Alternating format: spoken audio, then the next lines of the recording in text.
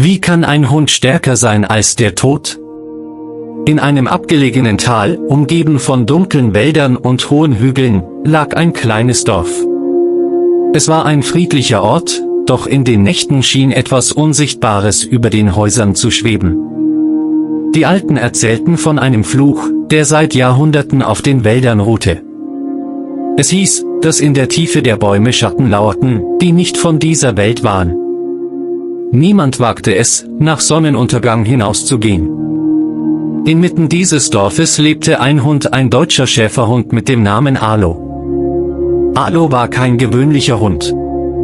Er war groß, kräftig, seine Augen leuchteten bernsteinfarben, als könnten sie selbst in die Seele der Menschen schauen. Niemand wusste genau, woher er gekommen war. Eines Tages war er einfach aufgetaucht, abgemagert, verletzt, aber mit einer Würde, die sofort die Herzen der Kinder gewann. Die Kinder des Dorfes waren es auch, die ihn fütterten. Besonders die Waisenkinder, die am Rande des Dorfes in einem kleinen Haus lebten, sahen in Alo ihren besten Freund. Er brachte ihnen Freude in einer Welt, die oft zu grausam schien. Sie gaben ihm Brotstücke, spielten mit ihm und fühlten sich in seiner Nähe sicher. Wenn die Nacht hereinbrach und der Wind durch die alten Fenster pfiff, legte Alo sich vor die Tür und hielt Wache. Doch je länger er im Dorf war, desto mehr bemerkten die Bewohner, dass Alo anders war. Er schien etwas zu spüren, bevor es geschah. Wenn ein Sturm nahte, begann er unruhig zu werden. Wenn ein Fremder mit bösen Absichten das Dorf betrat, stellte er sich schützend vor die Kinder.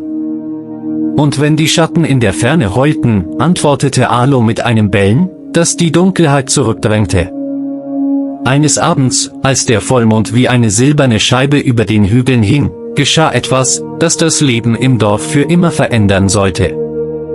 Die Kinder saßen am Kaminfeuer, erzählten Geschichten und lachten. Doch plötzlich verstummten sie, als ein seltsames Geräusch aus dem Wald drang, ein langgezogenes, schmerzerfülltes Wimmern, halb menschlich, halb tierisch. Die Kinder hielten den Atem an. »Hast du das gehört?« flüsterte einer. »Das ist wieder dieser Waldgeist«, Alo sprang sofort auf. Seine Ohren stellten sich auf, sein Fell sträubte sich, und er knurrte leise. Es war kein gewöhnliches Knurren, sondern ein Laut voller Warnung. Dann wandte er sich zur Tür, schob mit der Schnauze den Riegel auf und verschwand in die Nacht. Die Kinder wollten ihn zurückhalten, doch sie wussten, dass er eine Aufgabe hatte. Alo rannte durch die dunklen Straßen, hinaus auf die Felder, hinein in den Wald, dessen Schatten wie lebendige Wesen über den Boden krochen. Jeder Schritt wurde schwerer, denn die Luft im Wald war anders, sie roch nach Moder, nach altem Blut und nach etwas Unsichtbarem, das nach Seelen gierte. Alo blieb stehen. Vor ihm bewegte sich etwas zwischen den Bäumen. Eine Gestalt, groß, schwarz, ohne klares Gesicht. Nur zwei glühende Augen starrten ihn an. Der Schatten sprach nicht mit Worten, doch Alo spürte seine Botschaft in seinem Herzen: Dies ist mein Reich. Jeder, der Licht bringt, wird verschlungen. Ein eisiger Wind fegte durch die Zweige. Vögel flatterten kreischend davon, obwohl Mitternacht längst angebrochen war. Alo stellte sich breitbeinig hin, hob den Kopf und bellte. Dieses Bellen war wie Donner, der die Dunkelheit zerschnitt. Es war, als ob er nicht allein bellte, sondern als ob die Stimmen von hunderten Wächterhunden mit ihm bellten. Der Schatten wich zurück, aber er verschwand nicht. Stattdessen begann er sich in Rauch zu verwandeln, der sich um Alos Körper legte. Die Kälte kroch in seine Knochen, und einen Moment lang sah es so aus, als könnte selbst dieser tapfere Hund den Kampf verlieren. Doch Alo erinnerte sich. Nicht mit Worten, sondern mit seinem Herzen, an die Kinder, die ihn liebten, an ihre zarten Hände, die ihm Brot gaben, an ihre Tränen, wenn sie Angst hatten. Er wusste, dass er nicht nur ein Hund war, er war ihr Beschützer. Ein tiefer Groll ging durch seine Kehle, dann stürzte er nach vorne, mitten hinein in den Schatten. Es war kein Kampf mit Zähnen oder Krallen, sondern ein Kampf zwischen Licht und Dunkelheit. Jeder Biss, jedes Bellen war wie ein Gebet, wie ein Strahl Hoffnung. Der Schatten zischte, zog sich zurück, doch ehe er verschwand, hinterließ er eine Drohung, die wie ein Echo durch den Wald hallte: Ich komme wieder. Und dann nehme ich nicht nur euch, sondern auch eure Seelen. Arlo stand schwer atmend da, das Fell zerzaust, die Pfoten voller Erde. Aber er lebte. Er hatte das Dorf vorerst beschützt. Doch er wusste, dass dies nur der Anfang war. Als er zurück ins Dorf kam, warteten die Kinder schon vor dem Haus. Ihre Gesichter hellten sich auf, als sie ihn sahen, und sie liefen ihm entgegen. Sie warfen sich an seinen Hals, küssten sein Fell, weinten vor Erleichterung. Arlo leckte ihre Wangen, als wollte er sagen: Habt keine Angst, solange ich da bin. Doch tief in seinem Innern wusste er, dass die Schatten stärker zurückkehren würden. Und er wusste, dass er vielleicht mehr würde opfern müssen, als nur seine Kraft. Die Alten des Dorfes beobachteten die Szene aus der Ferne. Einer der Greise murmelte: Dieser Hund ist nicht von Zufall hierher gekommen. Er ist uns geschickt worden, als Antwort auf unsere Gebete. Aber wir müssen vorbereitet sein. Der wahre Kampf steht noch bevor. Und so begann die Legende von Arlo dem Schattenwächter. Die Nacht nach Arlos erstem Kampf verging unruhig. Obwohl das Dorf äußerlich still war, spürten viele Bewohner eine unsichtbare Schwere in der Luft. Es war, als ob die Finsternis tiefer geworden wäre, als ob die Schatten unter den Bäumen atmeten und warteten. Die Kinder schliefen kaum, sie klammerten sich im Schlaf aneinander. Nur wenn Arlo draußen vor dem Haus lag, hörte man ihre Seufzer ein wenig ruhiger werden. Doch auch Arlo schlief nicht richtig. Immer wieder zuckte er, seine Ohren stellten sich auf, sein Brustkorb hob und senkte sich schneller. Er träumte, oder besser gesagt, er sah Bilder, die keine gewöhnlichen Hundeträume waren. In seinem Innern erhob sich eine Stimme, leise, klar, fast wie ein Flüstern im Wind: Du bist nicht nur Fleisch und Blut. Du bist zum Wächter geboren. Der Kampf wird dich prüfen, und du wirst wählen müssen: Angst oder Opfer. Als er erwachte, war der Himmel grau, und ein feiner Regen lag über dem Land. Die Kinder sprangen sofort zu ihm, sie wussten, dass er sie beschützen würde. Doch Arlo spürte, dass der Schatten zurückkehren würde, stärker als zuvor. Im Laufe des Tages riefen die Ältesten des Dorfes die Bewohner zusammen. Wir alle wissen, begann der älteste Greis mit heiserer Stimme, dass etwas im Wald lauert. Doch dieser Hund hat in einer Nacht mehr getan als wir in Jahrzehnten. Vielleicht ist er die Antwort auf unsere Gebete. Aber wir dürfen nicht nur zuschauen. Wir müssen an seiner Seite stehen. Ein Murmeln ging durch die Menge. Viele hatten Angst. Was können wir schon tun gegen etwas, das kein Mensch ist, rief eine Frau. Wir haben keine Waffen, die gegen Schatten wirken. Da trat ein alter Mann nach vorne, der einst als Geschichtenerzähler bekannt war. Er hielt ein altes, abgegriffenes Buch in der Hand. In den Legenden unseres Volkes, sagte er, steht geschrieben, dass die Dunkelheit nicht durch Schwerter fällt, sondern durch Mut, Glaube und Opfer. Vielleicht ist dieser Hund unser Zeichen. Wir müssen lernen, an das Licht zu glauben, auch wenn wir es nicht sehen. Während die Dorfbewohner diskutierten, saß Arlo still neben den Kindern. Seine Augen wanderten immer wieder zum Waldrand. Er spürte, dass der Schatten schon lauschte. Er wusste, dass es keine lange Ruhepause geben würde. Und er sollte Recht behalten. In der nächsten Nacht, als der Regen aufgehört hatte und der Mond sich nur schwach durch die Wolken schob, begann der Wald zu flüstern. Es war kein normales Rascheln von Blättern, sondern ein Chor aus Stimmen, die gleichzeitig weinten, schrien und lachten.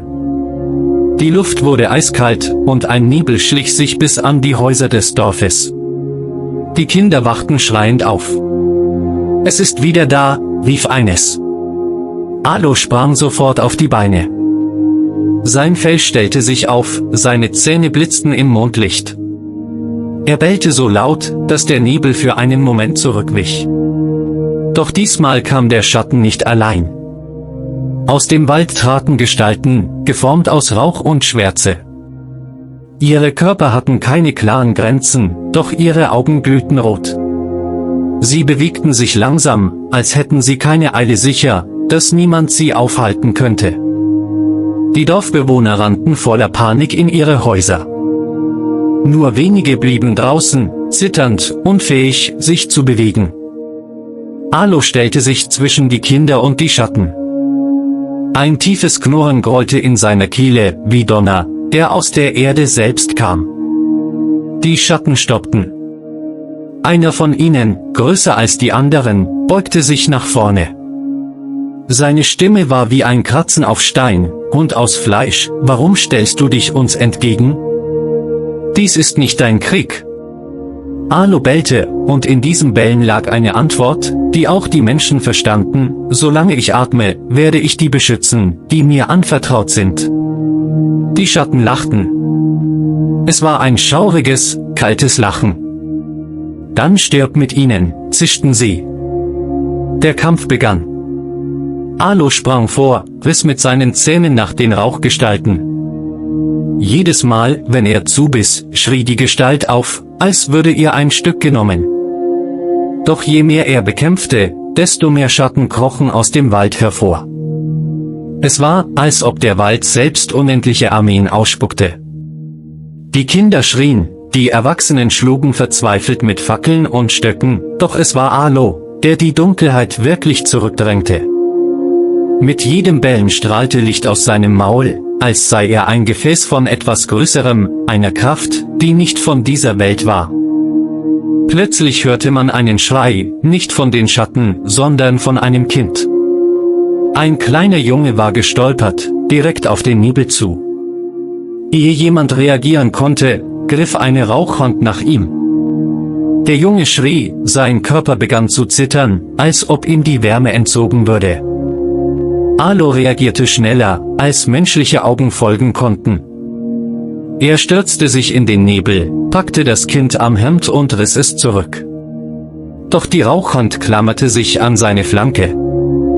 Ein scharfer Schmerz fuhr durch ihn, als würde Feuer unter seine Haut brennen. Er jaulte, doch ließ das Kind nicht los. Mit letzter Kraft schleuderte er es zurück zu den Dorfbewohnern, die es auffingen. Nun hatte der Schatten Alo ganz umschlungen. Die dunkle Gestalt beugte sich über ihn. Du bist stark, Hund. Doch am Ende bist du nur ein Tier. Kein Tier kann die Ewigkeit bekämpfen. Da geschah etwas Unerwartetes. Die Kinder, die zitternd zugesehen hatten, fingen an zu rufen: Alo! Alo! Lass ihn nicht gewinnen! Ihre Stimmen hallten über den Dorfplatz. Und plötzlich schien Alo neue Kraft zu spüren. Er hob den Kopf, seine Augen leuchteten stärker als je zuvor. Mit einem letzten, mächtigen Bellen sprengte er den Schatten von sich weg. Ein Lichtstrahl, hell und warm, schoss in den Himmel. Der Nebel wich zurück, die Schatten schrien und zogen sich in den Wald zurück. Zurück blieb nur Stille, unterbrochen vom schweren Atem des Hundes. Alo stand schwankend auf den Beinen, sein Fell verbrannt, seine Seite blutend. Doch er lebte. Die Kinder liefen zu ihm, umarmten ihn und weinten. Er hat uns gerettet, riefen sie. Die Dorfbewohner traten langsam näher. Sie hatten mit eigenen Augen gesehen, dass dieser Hund kein gewöhnlicher Hund war. Der Greis mit dem alten Buch trat vor und sprach leise: Es ist wahr. Dieser Hund ist unser Wächter. Aber der Krieg hat erst begonnen. Alo legte den Kopf auf den Schoß eines Kindes und schloss die Augen. Er wusste, dass der Kampf noch lange nicht vorbei war. Aber in diesem Moment, umgeben von Liebe und Dankbarkeit, wusste er auch, dass er niemals allein kämpfen würde. Die Tage nach dem Angriff vergingen in einer gespannten Stille. Niemand im Dorf sprach laut, niemand wagte es, nach Sonnenuntergang vor die Tür zu gehen.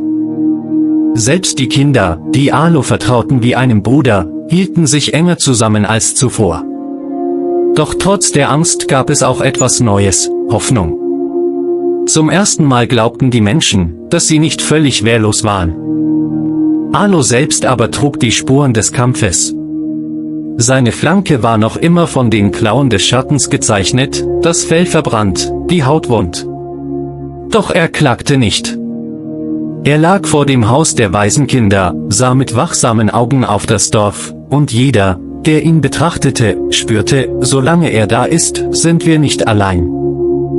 Eines Abends kam der alte Mann mit dem Buch zu den Kindern. Er kniete neben Arlo und legte seine Hand auf dessen Kopf.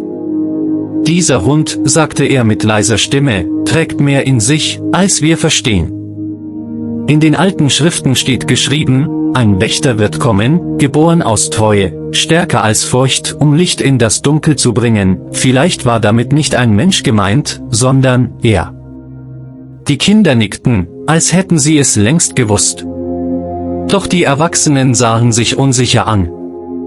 Konnte wirklich ein Hund ihr Retter sein? In jener Nacht, als der Himmel klar war und unzählige Sterne funkelten, kam der Schatten erneut. Aber diesmal geschah etwas anderes, es war nicht nur der Wald, der flüsterte, es war, als ob die Erde selbst bebte. Ein dumpfes Grollen erhob sich, und aus der Ferne hörte man ein Heulen, das nicht von Arlo kam. Die Kinder erschraken. Da sind noch mehr! Aus dem Nebel traten neue Wesen hervor, nicht aus Rauch, sondern aus Fleisch und Blut. Schwarze Hunde mit glühenden Augen, geformt aus denselben Schatten wie ihr Herr. Sie knurrten tief, ihre Zähne blitzten, und ihr Anblick ließ selbst die mutigsten Männer zurückweichen. Arlo erhob sich langsam, sein Körper schwach, doch sein Geist ungebrochen. Er stellte sich vor die Kinder und bellte. Es war ein Bellen, das durch Mark und Bein ging. Die Schattenhunde antworteten mit einem Heulen. Der Kampf war unausweichlich. Die Dorfbewohner wollten helfen, doch der alte Mann hob warnend die Hand. Das ist sein Kampf. Wir können ihn nicht ersetzen. Wir können nur beten. Arlo stürzte sich in die Menge der schwarzen Hunde. Zähne trafen auf Zähne, Klauen rissen in Fell und Haut. Jeder Schlag, den er einsteckte, hätte ein gewöhnliches Tier zu Boden gestreckt, doch Arlo stand immer wieder auf. Die Kinder schrien seinen Namen, und mit jedem Ruf schien er neue Kraft zu finden. Plötzlich warf sich der größte der Schattenhunde auf ihn. Er war doppelt so groß wie Arlo, seine Augen glühten wie Feuer. Mit einem Knurren drückte er Arlo zu Boden. Der Atem des Ungeheuers war wie faulige Luft, die nach Tod roch. Arlo kämpfte verzweifelt, doch die Kraft schwand. Da geschah etwas Merkwürdiges, einer der Waisenkinder, ein kleines Mädchen mit blondem Haar, trat aus der Menge. In der Hand hielt sie eine Kerze, die sie vom Altar der Dorfkapelle geholt hatte. Ihre Stimme war zittrig, doch fest, lass unseren Wächter in Ruhe. Sie stellte die Kerze neben Arlo. Und plötzlich geschah ein Wunder, das kleine Licht wurde größer, heller, bis es den gesamten Platz erleuchtete. Die Schattenhunde wichen zurück, jaulend, als hätten sie Feuer berührt. Arlo nutzte diesen Moment. Mit aller Kraft riss er sich frei, stürzte sich auf den größten Hund und verbiss sich in dessen Hals. Ein Schrei gellte durch die Nacht, dann löste sich die Gestalt in Rauch auf. Die übrigen Schattenhunde flohen, heulend, zurück in den Wald. Die Dorfbewohner jubelten, doch Arlo sank erschöpft zu Boden. Sein Körper bebte, Blut sickerte aus seinen Wunden. Die Kinder warfen sich zu ihm, ihre Tränen tropften auf sein Fell. Der alte Mann kniete nieder, legte die Hand auf Arlos Herz und murmelte ein Gebet. Dieser Hund ist mehr als ein Wächter. Er ist ein Opferträger. Doch jedes Opfer bringt uns näher zum Licht. Arlo öffnete die Augen, blickte die Kinder an und leckte sanft über die Hand des kleinen Mädchens. Dann schloss er sie wieder, nicht im Tod, sondern im Schlaf. Ein Schlaf, der ihn heilte, während die Sterne über ihm wachten. Doch im Wald, tief verborgen, erhob sich erneut die Stimme des Schattens. Du hast meine Diener besiegt, Hund. Aber ich bin die Dunkelheit selbst. Du kannst mich nicht für immer aufhalten.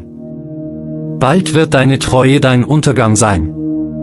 Die Worte hallten in der Nacht, doch das Dorf war nicht mehr dasselbe. Denn in den Herzen der Menschen war eine Flamme entzündet worden, eine Flamme, die selbst der stärkste Schatten nicht so leicht auslöschen konnte. Der Wald schwieg nicht mehr. Seit dem Kampf mit den Schattenhunden lag über ihm eine ständige Unruhe. Selbst am helllichten Tag flackerte der Schatten zwischen den Bäumen, und die Vögel wagten es nicht mehr, dort zu singen. Das Dorf lebte in Angst, aber auch in einer neuen Art von Hoffnung. Sie wussten jetzt, dass Arlo nicht nur ein Hund war, er war ihr Wächter, gesandt, um die Dunkelheit aufzuhalten. Doch Arlo selbst spürte, dass der letzte und größte Kampf noch bevorstand. Jede Nacht, wenn er seine Augen schloss, sah er in Träumen den riesigen Schatten, größer als jedes Haus, breiter als der Wald selbst.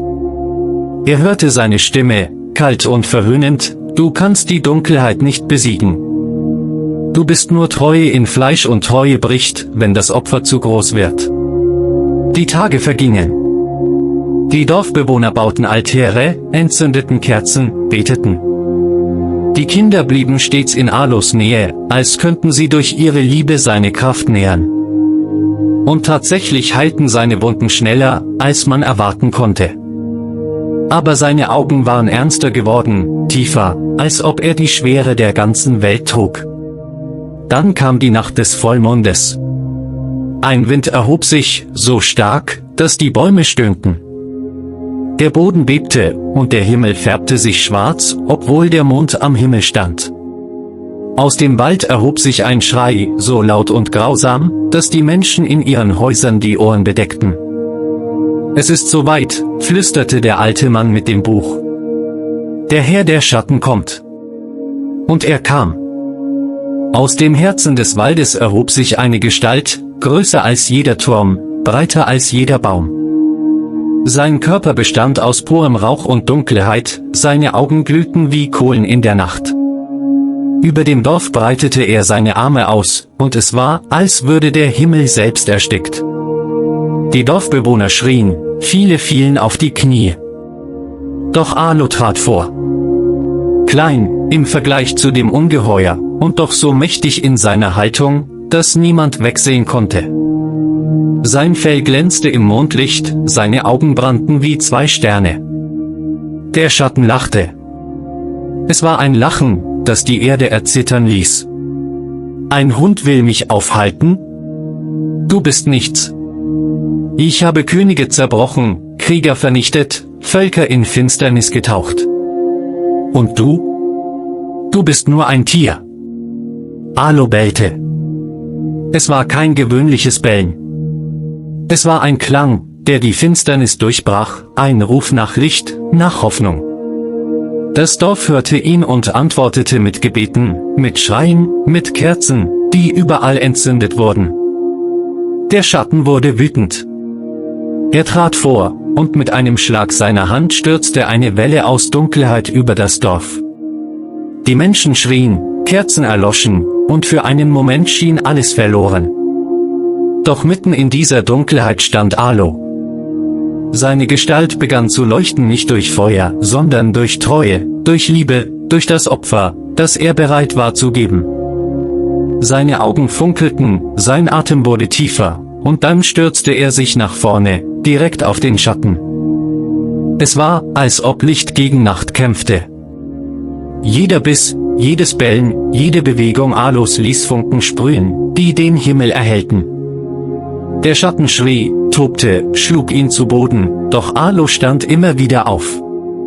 Die Kinder schrien seinen Namen, Arlo. Arlo, und jedes Mal, wenn sie riefen, erhob er sich erneut, stärker, heller.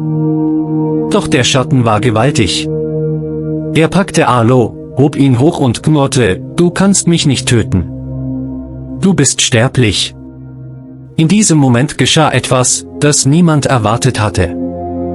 Das kleine Mädchen, das einst die Kerze gebracht hatte, trat vor. Sie hielt erneut ein Licht in den Händen, diesmal nicht nur eine Kerze, sondern eine Fackel, entzündet am Altar. Ihre Stimme war klar, Arlo ist nicht allein. Wir stehen mit ihm.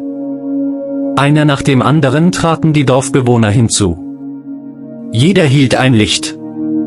Bald war der ganze Platz erfüllt von Flammen, von Hoffnung, von Glaube.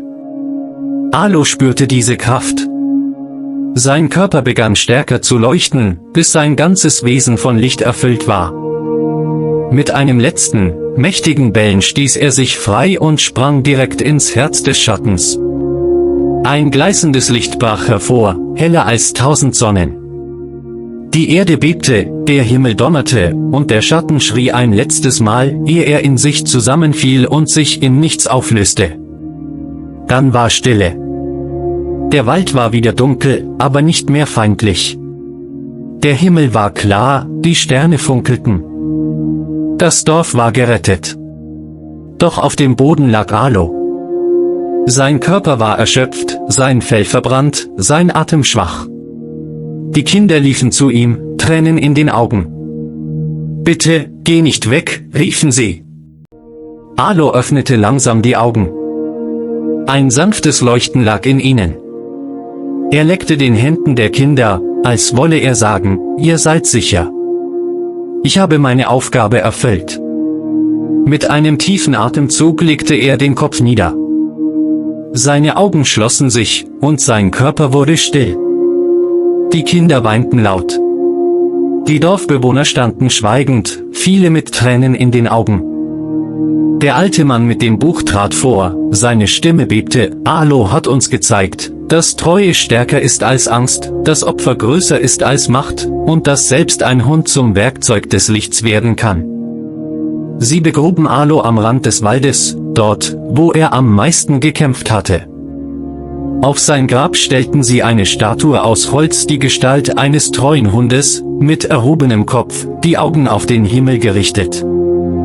Von diesem Tag an lebte das Dorf in Frieden. Die Schatten kehrten nie wieder zurück. Und wenn Kinder nachts Angst hatten, blickten sie zum Himmel. Ein Stern leuchtete immer besonders hell. Sie nannten ihn Alos Stern. Und sie wussten, ihr Wächter wachte immer noch.